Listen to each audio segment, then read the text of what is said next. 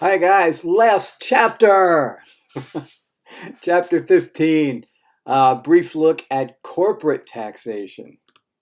So, learning objective number 1, corporate formation and filing requirements. As you learned in Accounting 201, if you took it, corporations are legal entities as opposed to sole proprietorships and partnerships. Corporations can use the cash basis of accounting if gross receipts over the prior 3 years are less than or equal to $26 million. It's a pretty big number. Corporations can choose any fiscal year in their first year of operation. Does not have to be a calendar year. They file a Form 1120. Tax returns are due on the 15th day of the 4th month after year end. Corporations with a June 30th year end must file a return on the 15th day of the 3rd month after year end. A corporation can use either the cash or accrual method of accounting, true or false. This is false. Again, cash only if gross receipts for the 3 years are under $26 million. Number 2, calendar year corporate tax returns are due blank if no extension is requested, 3.5 months after the end of the fiscal year. The tax year of a corporation must end on December 31st, true or false? That is false. Go take a look, for example, at Walmart. Walmart's fiscal year ends on January 31st, likely because their inventory is at its lowest point, makes it cheaper to count it for fiscal year end. On formation of a corporation, transferors are exchanging cash and or property for stock. Those are the people who are starting up the corporation. Generally, on corporate formation, no gain is recognized by the transferors if immediately after the transferors control 80% or more of the corporation. Basis is a big topic, and pay attention to the details on this one. 2 cases in which gain may be recognized by the transferor. If shareholder contributes an asset subject to a liability and the relief of liability is greater than basis, then the gain recognized will be equal to the excess over basis.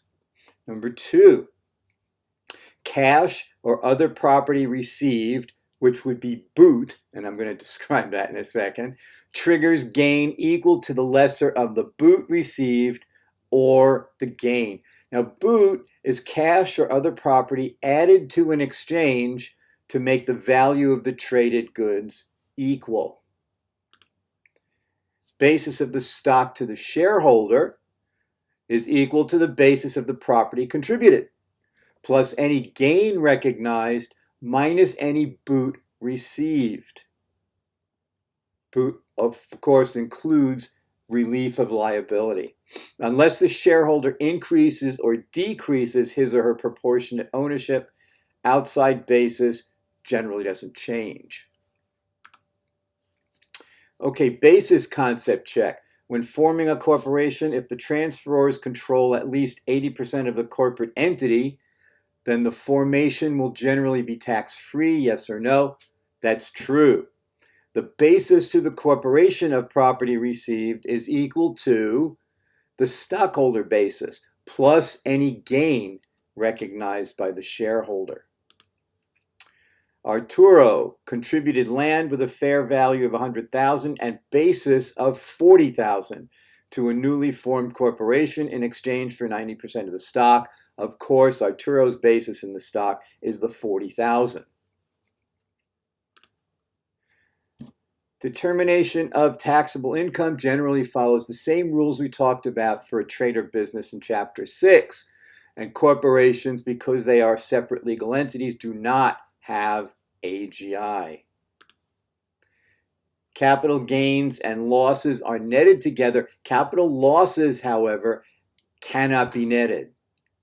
So if a corporation has a net capital loss, it can carry it back 3 years and forward 5.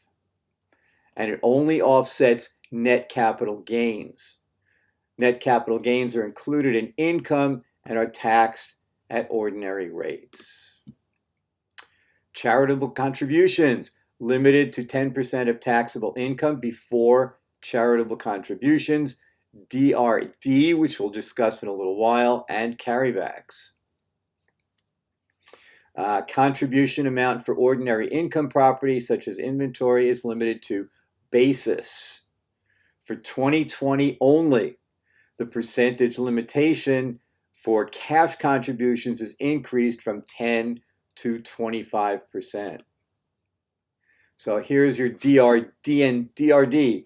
Corporations receive a dividends received deduction for dividends from other domestic corporations. So this is where a corporation owns stock in another corporation.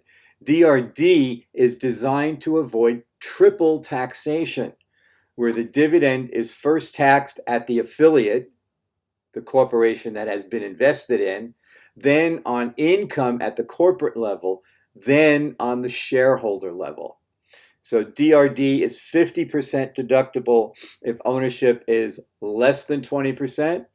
DRD is 65% if ownership is equal to or greater than 20 but less than 80%, and 100% ownership greater than 80. Organizational expenses and startup expenses, which are two separate categories, can be amortized and deducted over 180 months. The corporation must opt into this, so they have to make an affirmative election. Some organizational expenses and or startup expenses may be immediately deductible. Taxable income, flat tax of 21% thanks to the Tax Cuts and Jobs Act of 2017. Corporations must make estimated payments based on estimated net income before taxes. They're due on the 15th day of the 4th, 6th, 9th, and 12th months of fiscal year.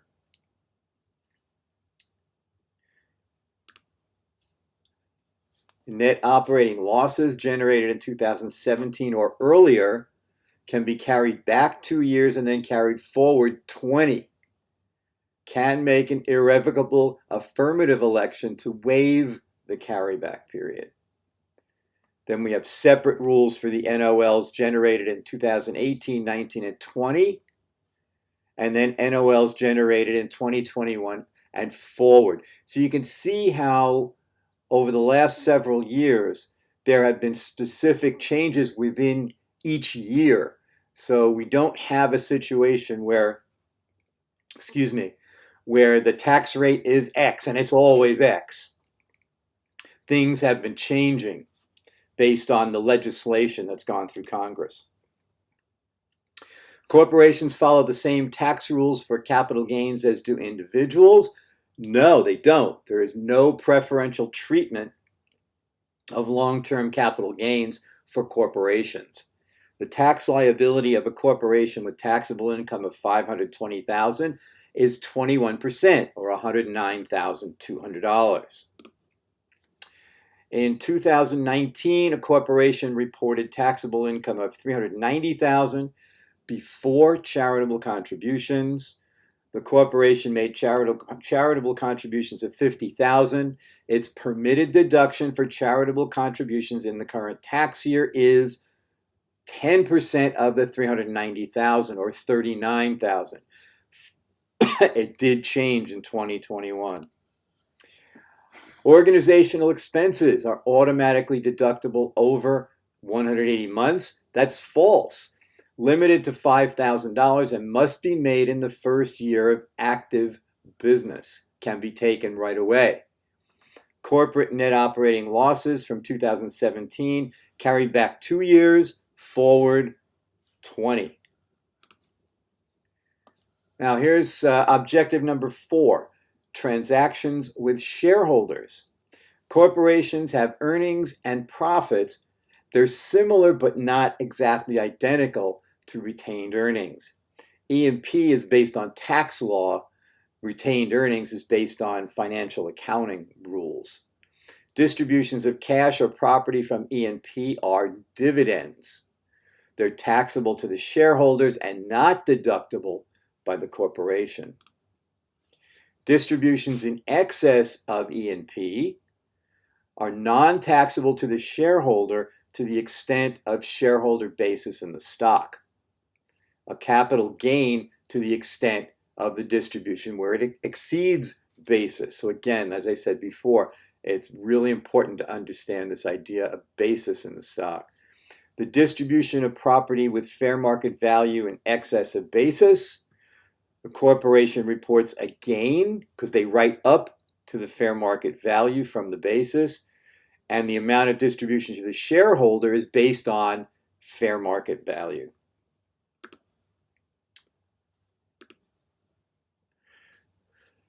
Objective number 4, transactions with shareholders. 1, dividends are always taxable to a shareholder. True. This is where that double taxation idea comes in with corporations, where the corporation pays taxes on its taxable income, and then the shareholders pay taxes again when they receive a dividend. If a corporation pays a dividend in property, the stockholder will have a dividend equal to the corporate basis in the property. That's false. The basis will be the fair market value. A corporation has earnings and profits of $10,000 and makes a cash distribution to its sole shareholder in the amount of $11,000. The amount of taxable dividend to the shareholder is the $10,000. Amounts treated as taxable dividends reduce the corporation's E&P balance, but not below zero. Other corporate issues.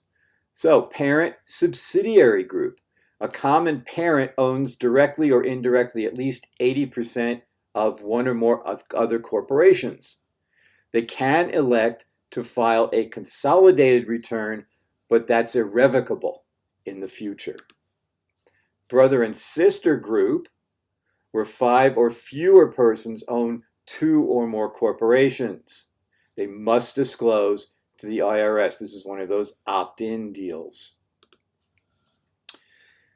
Objective 7, Subchapter S.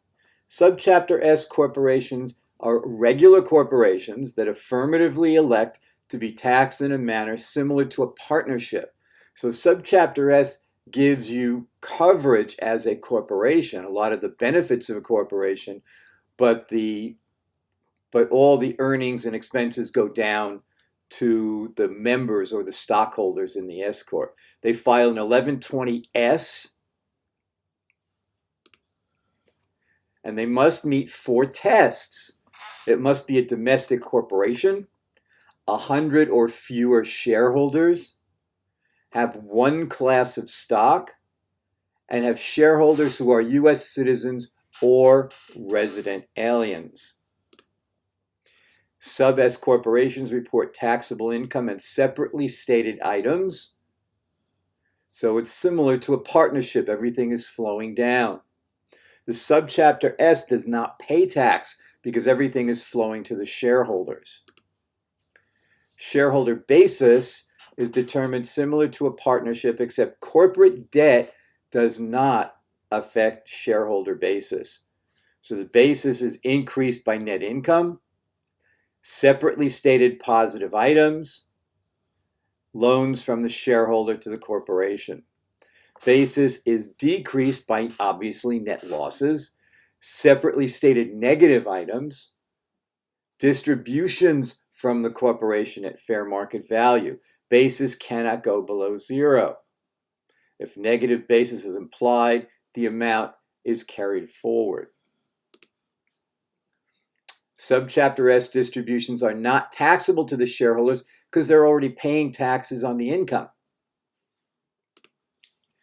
Number 1, corporations with fewer than 100 shareholders are automatically considered Subchapter S.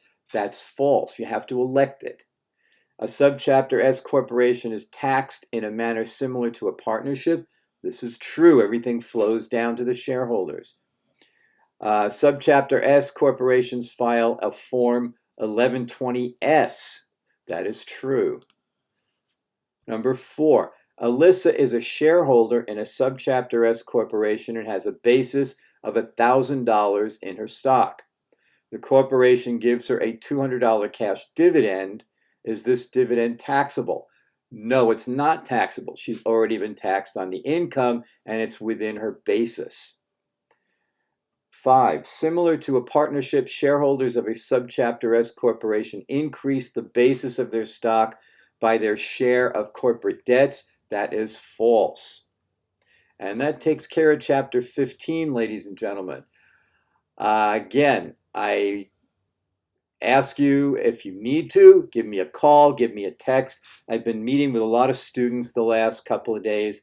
We're in week 12, week 13. We're starting to get to that point where if there's something you're not sure of or something you need to clarify, let's get together and talk about it. So until then, have a great week.